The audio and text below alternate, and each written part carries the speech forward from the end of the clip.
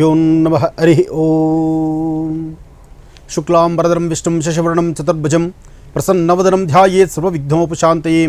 ಅಗಜಾನನ ಪದ್ಮಾರ್ಕಂ ಗಜಾನನಮಹರ್ನಿಶಂ ಅನೇಕದಂತಭಕ್ತಾನಾಂ ಏಕದಂತಮುಪಾಸ್ಮಹೇ. ರಾಮಾಯ ರಾಮಭದ್ರಾಯ ರಾಮಚಂದ್ರಾಯ ವೇದಸೇ ರಘುನಾಥಾಯ ನಾಥಾಯ ಸೀತಾಯ ಪತಯೇ ನಮಃ. ಜಾನಕಿ ರಾಮಪಟ್ಟಾಭಿರಾಮ ಶ್ರೀರಾಮ ರಾಮರತ್ನಃ ಶ್ರೀಮದ್ಮಹಾರಾಮಚಂದ್ರ ಸ್ವಾಮಿನೇ ನಮಃ. ಬ್ರಹ್ಮರ್ಷಿ ಆನಂದ ಸಿದ್ಧಿಪೀಠದಲ್ಲಿ ತಾವೆಲ್ಲರೂ ಇದ್ದೀರಿ. ಸಮಸ್ತ ವೀಕ್ಷಕ ಬಂಧುಗಳೇ, ಯುಗಾದಿ ಹಬ್ಬದ ಶುಭಾಶಯಗಳನ್ನು ತಮ್ಮೆಲ್ಲರಿಗೂ ತಿಳಿಸ್ತಾ, ಬ್ರಹ್ಮರ್ಷಿ ಆನಂದ ಸಿದ್ಧಿಪೀಠದಿಂದ ಇವತ್ತು ನಾನು ನಿಮ್ಮೊಂದಿಗೆ, ಯಾಕೆಂದರೆ ಇಂತಹ ಒಂದು ವಿಶೇಷವಾಗಿರತಕ್ಕಂಥ ಕಾರ್ಯಕ್ರಮ ಪ್ರತಿಯೊಬ್ಬರಿಗೂ ಸಂತಸ ಸಂಭ್ರಮ. ನಾಡಿನೆಲ್ಲೆಡೆ ಇವತ್ತಿನ ದಿವಸ ಯುಗಾದಿ ಹಬ್ಬವನ್ನು ಬಹಳ ಅರ್ಥಪೂರ್ಣವಾಗಿ ಆಚರಣೆ ಮಾಡ್ತಾರೆ. ಯುಗಾದಿ ಅಂದರೆ ಯುಗದ ಆದಿ ಅಂತ. ಯುಗದ ಆದಿ ಅಂದರೆ ಯುಗದ ಆದಿ ಪ್ರಾರಂಭದ ದಿನ, ಅಂದರೆ ಯುಗ ಪ್ರಾರಂಭವಾದಂಥ ದಿನ. ಪ್ರತಿಯೊಂದು ಬ್ರಹ್ಮನ ಕಲ್ಪನೆಗಳಲ್ಲಿ ಈ ಸೃಷ್ಟಿ ಸ್ಥಿತಿ ಲಯ ಎಲ್ಲವೂ ಬಹಳ ವಿಶೇಷವಾಗಿರ್ತಕ್ಕಂಥದ್ದು. ಬ್ರಹ್ಮ ಹೊಸ ಪರಿಚಯವನ್ನು, ಹೊಸದಾದಂಥ ಲೆಕ್ಕವನ್ನು ಬರೀತಕ್ಕಂಥ ದಿನ. ಒಟ್ಟಾರೆ ಹೇಳಬೇಕಂದ್ರೆ ಯುಗಾದಿ ಯುಗದ ಆದಿ, ಯುಗಕ್ಕೆ ಆದಿ ಅಂದರೆ ಪ್ರಾರಂಭದ ದಿನ. ಈ ಶುಭ ಮುಹೂರ್ತದಲ್ಲಿ ತಮ್ಮೆಲ್ಲರಿಗೂ ಶುಭಾಶಯಗಳು. ಸಮಸ್ತ ವೀಕ್ಷಕ ಬಂಧುಗಳಿಗೂ ಹಾಗೂ ಎಲ್ಲ ಸಿಬ್ಬಂದಿವರ್ಗಕ್ಕೂ ಸಹಿತ ಯುಗಾದಿ ಹಬ್ಬದ ಶುಭಾಶಯಗಳನ್ನು ಹೇಳ್ತಾ, ಯುಗಾದಿ ಆಚರಣೆ ನಮ್ಮ ಭಾರತ ದೇಶದಲ್ಲಿ ಬಹಳ ಅರ್ಥಪೂರ್ಣವಾಗಿದೆ. ಯುಗಾದಿಯ ಸಂಭ್ರಮ ಎಲ್ಲ ಕಡೆ ಮನೆ ಮಾಡಿದೆ. ಆದರೆ ಈ ವರ್ಷದ ಯುಗಾದಿ ಒಂದಿಷ್ಟು ಜನಕ್ಕೆ ಕಣ್ಣೀರು ತರಿಸಿದೆ. ಆದರೂ ಯುಗಾದಿಗೂ ಹಿಂದೆ ಶುರುವಾದಂತಹ ಈ ಸಮಸ್ಯೆಗಳು ಯುಗಾದಿ ಆದ ನಂತರ ಬರ್ತಕ್ಕಂತಹ ಇನ್ನು ಮುಂಬರ್ತಕ್ಕಂಥ ದಿನಗಳಲ್ಲಿ ಆದಷ್ಟು ಈ ಸಮಸ್ಯೆಗಳಿಗೊಂದು ತಿಲಾಂಜಲಿ ಇಡೋಣ. ಯುಗಾದಿ ಆದ ನಂತರ ಬರ್ತಕ್ಕಂತಹ ಒಂದೊಂದು ದಿನವೂ ಸಹಿತ ಅರ್ಥಪೂರ್ಣವಾಗಿರಲಿ. ಸೃಷ್ಟಿ ಸ್ಥಿತಿ ಲಯ ಎಲ್ಲವೂ ಸಹಿತ ಅವನ ಅಧೀನ. ಹಾಗಾಗಿ ಸಮಸ್ಯೆ ಬರಲಿ, ಸುಖ ಸಂತೋಷ ಇರಲಿ, ಎಲ್ಲಕ್ಕೂ ನೀನೇ ತಂದೆ ಕಾರಣ ಅಂತ ಹೇಳಬೇಕು.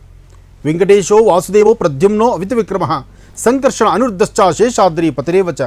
ಗೋವಿಂದ ಗೋವಿಂದ. ಆ ಗೋವಿಂದನ ನಾಮಸ್ಮರಣೆ ಒಂದು ಬಿಟ್ಟರೆ ಮತ್ತೇನು ಗೊತ್ತು ನಮಗೆ. ಅದರಿಂದ ನಾವು ಸಾಧ್ಯವಾದಷ್ಟು ಪ್ರತಿಯೊಬ್ಬರು ಸಹಿತ ಈ ಸೃಷ್ಟಿನಲ್ಲಿ ವಾಸ ಮಾಡ್ತಕ್ಕಂಥ ಪ್ರತಿಯೊಬ್ಬರು ಒಂದು ಅಗೋಚರವಾಗಿರ್ತಕ್ಕಂಥ ಶಕ್ತಿ ಇದೆ ಅಂತ ನಂಬಿರ್ತಕ್ಕಂಥವ್ರು ನಾವು. ಜೊತೆಗೆ ಹೊಸ ವರ್ಷ ಯುಗಾದಿ, ಹೊಸ ವರ್ಷ. ಈ ಹೊಸ ವರ್ಷ ಹೊಸತನ್ನು ತರ್ತಕ್ಕಂಥದ್ದು. ಹೊಸತನ್ನು ತರುವಂತಹ ಈ ಶುಭ ಸಂದರ್ಭದಲ್ಲಿ ನಿಮ್ಮೆಲ್ಲರಿಗೂ ಸಹಿತ ಶ್ರೇಯಸ್ಸುಂಟಾಗಲಿ, ಪ್ರತಿಯೊಬ್ಬರಿಗೂ ಸಹಿತ ಯಶಸ್ಸಿರಲಿ. ಯಶಸ್ಸಿನ ಹಾದಿಯಲ್ಲಿ ನಾವು ನೀವೆಲ್ಲರೂ ಸಹಿತ ಕಳೆಯೋಣ. ಹೀಗೆ ಈ ವರ್ಷದ ಯುಗಾದಿ ಹಬ್ಬ ಒಂದಷ್ಟು ಜನಕ್ಕೆ ಸಂತಸ ಸಂಭ್ರಮ ಇದೆ, ಮತ್ತಷ್ಟು ಜನಕ್ಕೆ ಕಣ್ಣೀರು ಹಾಕಿಸ್ತಾ ಇದೆ. ಏನೇ ಆದರೂ ಪ್ರತಿಯೊಬ್ಬರು ಸಹಿತ ಸೃಷ್ಟಿಯಲ್ಲಿ ಅಧಿದೇವತೆಯಾದಂಥ ವನದುರ್ಗೆಯನ್ನು, ಮಹಾಲಕ್ಷ್ಮೀನಾರಾಯಣನ, ಲಕ್ಷ್ಮೀ ವೆಂಕಟೇಶ್ವರನ, ಸಾಂಬ ಸದಾಶಿವನ್ನ ಎಲ್ಲರೂ ಪ್ರಾರ್ಥನೆ ಮಾಡಬೇಕು. ಆ ಪ್ರಾರ್ಥನೆಯಿಂದ ಮಾತ್ರ ಸಾಧ್ಯ ಪ್ರತಿಯೊಬ್ಬರು ಸಹಿತ ಈ ಸೃಷ್ಟಿನಲ್ಲಿ ಸುಖ ಸಂತೋಷ ನೆಮ್ಮದಿಯಿಂದ ಇರತಕ್ಕಂಥದ್ದು. ಈಗಾಗಲೇ ಬಿಸಿಲಿನ ಧಗೆ ಸಾಕಷ್ಟು ಇದೆ. ಈ ಬಿಸಿಲಿನ ಧಗೆ ಜಾಸ್ತಿ ಆದ್ದರಿಂದ ಈ ಪ್ರಕೃತಿ ಮಾತೆ ಸಹಿತ ಎಲ್ಲೋ ಒಂದು ಕಡೆ ಮುನಿದಿದ್ದಾಳೇನೋ, ಮುನಸ್ಸು ತೋರಿಸ್ತಿದ್ದಾಳೇನೋ ಎಂಬಂಥ ರೀತಿ ಪ್ರತಿಯೊಬ್ಬರಿಗೂ ಸಹಿತ ಭಾಸವಾಗ್ತಾ ಇದೆ. ಆದರೂ ಈ ಸೃಷ್ಟಿ ಸ್ಥಿತಿ ಲಯ ಎಲ್ಲವೂ ಅವನ ಅಧೀನವೇ. ಹಾಗಾಗಿ ಪ್ರತಿಯೊಬ್ಬರು ಸಹಿತ ಪ್ರಾರ್ಥನೆ ಸಲ್ಲಿಸಬೇಕು. ಆ ಪ್ರಾರ್ಥನೆಯಿಂದ ಮಾತ್ರ ಸಾಧ್ಯ ಈ ವರ್ಷದ ವಿಶೇಷವಾಗಿರ್ತಕ್ಕಂಥ ಶುಭ ಸನ್ನಿವೇಶ. ಸಂವತ್ಸರದಲ್ಲಿ ಸಮಸ್ತರಿಗೂ ಸಕಲರಿಗೂ ಸಹಿತ ಸನ್ಮಂಗಳ ಉಂಟಾಗಬೇಕು.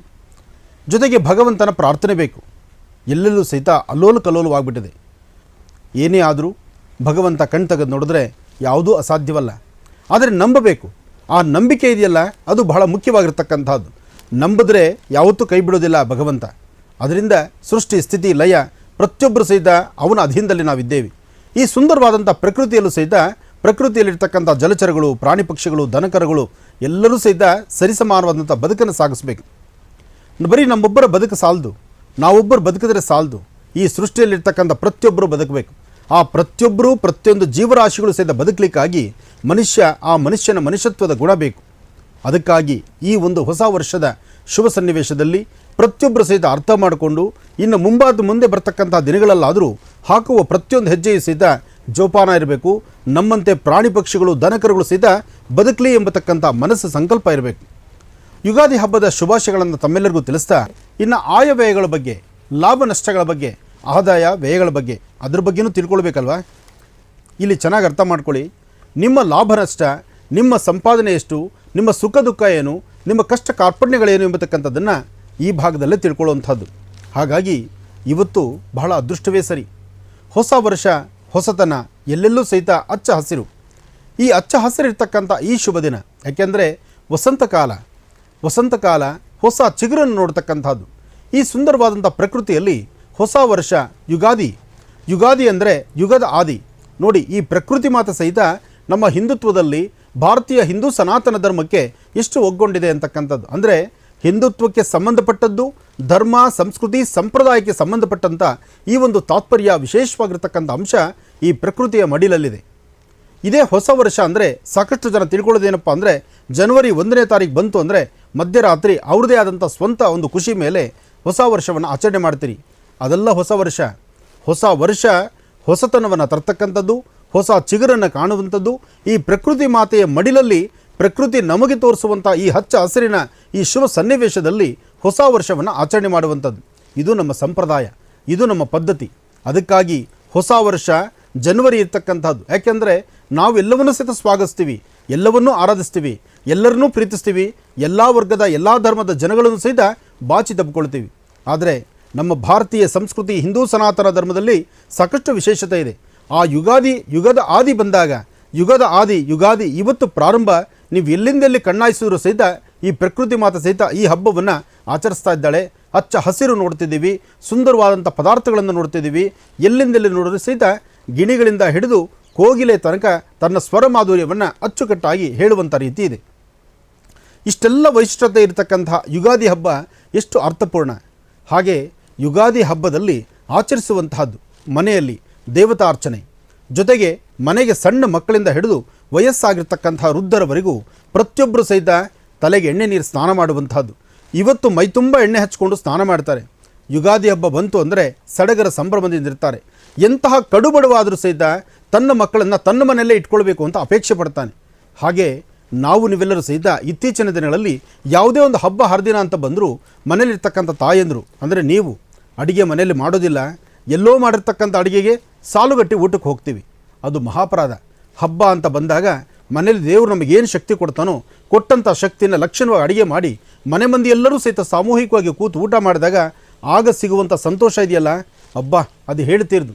ಆದಿತ್ಯಾದಿ ನವಗ್ರಹದ ಪ್ರಾರ್ಥನೆ ಮಾಡಿ, ನಮಸ್ಸೂರ್ಯಾಯ ಚಂದ್ರಾಯ ಮಂಗಳಾಯ ಬುಧಾಯ ಚ ಗುರು ಶುಕ್ರ ಶನಿಭ್ಯಶ್ಚಾರಾಹವೇ ಕೇತುವೆ ನಮಃ. ಆದಿತ್ಯಾದಿ ನವಗ್ರಹಗಳ ಪ್ರಾರ್ಥನೆ, ಗಣಪತಿ ಆರಾಧನೆ, ನಿಮ್ಮ ಕುಲದೇವತಾ ಪ್ರಾರ್ಥನೆ. ಮನೆಯಲ್ಲಿ ಪಂಚಾಂಗವನ್ನಿಟ್ಟು ಪೂಜೆ ಮಾಡ್ತಿದ್ರೆ ಒಮ್ಮೆ ನಿಮ್ಮ ಎರಡೂ ಹಸ್ತಗಳನ್ನು ಪಂಚಾಂಗದ ಮೇಲಿಟ್ಟು ಪ್ರಾರ್ಥನೆ ಮಾಡಿ. ಜಗದ ಪಿತರ ಮುಂದೆ ಪಾರ್ವತಿ ಪರಮೇಶ್ವರು, ತಂದೆ ತಾಯಿಗಿನ ದೊಡ್ಡವರು ಯಾರೂ ಅಲ್ಲ. ಭಾರತ ದೇಶಕ್ಕೆ ನಮಸ್ಕಾರ ಮಾಡಿ, ಅಂದರೆ ಈ ಭೂತಾಯಿನ ಮುಟ್ಟಿ ನಮಸ್ಕಾರ ಮಾಡಿ. ನಾವು ನಿಂತಂಥ ನೆಲ ಸುರಕ್ಷಿತವಾಗಿರಲಿ, ನೆಮ್ಮದಿಯುತವಾಗಿರಲಿ, ಸ್ವಚ್ಛಂದದ ಬದುಕಿರಲಿ. ಈ ಇರ್ತಕ್ಕಂಥ ಜಲಚರಗಳಿಂದ ಪ್ರಾಣಿ ಪಕ್ಷಿಗಳು ದನಕರುಗಳು ಲೋಕ ಕಲ್ಯಾಣಾರ್ಥವಾಗಿ ಜೈ ಜವಾನ್ ಜೈ ಕಿಸಾನ್, ರೈತರು ನೆಮ್ಮದಿಯಾಗಿರಲಿ ಹಾಗೂ ಜೊತೆಗೆ ಯೋಧರು ಚೆನ್ನಾಗಿರಲಿ ಅಂತ ನಾವು ಪ್ರಾರ್ಥನೆ ಮಾಡಿದ ರಾಶಿ ಫಲದ ಕಡೆ ಒಂದಷ್ಟು ಆಲಿಸೋಣ. ಮಿಥುನ ರಾಶಿ ಮಿಥುನ ಲಗ್ನ. ಮಿಥುನ ರಾಶಿ ಮಿಥುನ ಲಗ್ನದಲ್ಲಿರ್ತಕ್ಕಂಥವರು ನಿಮ್ಮ ಸಮಸ್ಯೆಗಳು ಏನೇ ಇರಲಿ ಸಮಸ್ಯೆಗೊಂದು ಪರಿಹಾರವನ್ನು ಹುಡುಕೊಳ್ತೀರಿ. ಶಾಂತಿಯುತವಾಗಿ ನೆಮ್ಮದಿಯುತವಾಗಿ ಅರ್ಥಗರ್ಭಿತವಾದಂಥ ಜೀವನವನ್ನು ಸಾಗಿಸ್ತೀರಿ. ಆದರೆ ನೀರಿನ ಹತ್ರ ಭಾಳ ಹುಷಾರಾಗಿರಿ. ಹರಿಯುವ ನೀರಾಗಲಿ, ಸಮುದ್ರ ದಡ ಆಗಲಿ ಅಥವಾ ನಿಂತ ನೀರಾಗಲಿ, ಮಿಥುನ ರಾಶಿಯವರು ಬಹಳ ಎಚ್ಚರಿಕೆಯಿಂದಿರಿ. ನೀವೆಂಥ ದೊಡ್ಡ ಸ್ವಿಮ್ಮರ್ ಆಗಿರ್ಬೋದು, ಆದರೆ ನೀರಿನಿಂದಲೇ ಒಂದಷ್ಟು ಆಪತ್ತಿದೆ, ಒಂದಷ್ಟು ಸಮಸ್ಯೆ ಇದೆ. ಆ ಸಮಸ್ಯೆಯಿಂದ ಮುಕ್ತರಾಗಲಿಕ್ಕೋಸ್ಕರ ಸಾಂಬ ಸದಾಶಿವವನ್ನು ಪ್ರಾರ್ಥನೆ ಮಾಡಿ. ಸರ್ವಂ ಶಿವಮಯಂ ಶಿವಧ್ಯಾನದಿಂದ ಮಿಥುನ ರಾಶಿಯವರು ಒಂದಿಷ್ಟು ಒಳಿತನ್ನು ಕಾಣ್ತೀರಿ. ಹಣಕಾಸಿನ ವಿಚಾರದಲ್ಲಿ ಸಾಲ ತೆಗೆದುಕೊಳ್ತಕ್ಕಂಥದ್ದಾಗಲಿ, ಲೇವಾದೇವಿ ಮಾಡ್ತಕ್ಕಂಥದ್ದಾಗಲಿ, ಕೊಟ್ಟು ತೆಗೆದುಕೊಳ್ತಕ್ಕಂಥದ್ದಾಗಲಿ, ಯಾವುದೇ ಒಂದು ವ್ಯವಹಾರ ಮಾಡಬೇಕಾದರೂ ಮನೆ ದೇವರ ಪ್ರಾರ್ಥನೆಯೊಂದಿಗೆ ನಡೆಸ್ತಕ್ಕಂಥದ್ದು ಬಹಳ ಉತ್ತಮ. ಸಾಧ್ಯವಾದರೆ 9 ಶನಿವಾರ ಹನುಮಾನ್ ಟೆಂಪಲ್ಗೆ ಹೋಗಿ ಹನುಮಾನ್ ಚಾಲೀಸ ಆಗಲಿ ಅಥವಾ ಮಾರುತಿ ಮಂದಿರ ಪ್ರಾರ್ಥನೆ ಆಗಲಿ ಅಥವಾ ವಾನರ ಸೈನ್ಯಕ್ಕೆ ನಿಮ್ಮ ಕೈಲಿ ಯಥಾಶಕ್ತಿ ಏನಾದರೂ ದವಸದಾನಿಗಳು ಕೊಡೋದಾಗಲಿ, ಈ ಪ್ರಕಾರ ಮಾಡೋದ್ರಿಂದ ಒಂದಿಷ್ಟು ಒಳಿತನ್ನು ಕಾಣ್ತೀರಿ. ಒಳ್ಳೆಯ ಮನಸ್ಸಿನಿಂದ ತಾವು ತೆಗೆದುಕೊಳ್ಳುವಂತಹ ನಿಲುವು ತೀರ್ಮಾನ ಬಹಳ ಅರ್ಥಗರ್ಭಿತವಾಗಿರ್ತಕ್ಕಂಥದ್ದು. ವಿದ್ಯಾರ್ಥಿಯ ಜೀವನ ಅರ್ಥಗರ್ಭಿತವಾಗಿದೆ. ವಿದ್ಯಾರ್ಥಿಗಳಿಗೆ ಒಳ್ಳೆಯ ನೀತಿ ಪಾಠ ಬೇಕಾಗಿದೆ. ಹಾಗೆ ಸಾಧ್ಯವಾದರೆ ವಯಸ್ಸಾಗಿರ್ತಕ್ಕಂಥ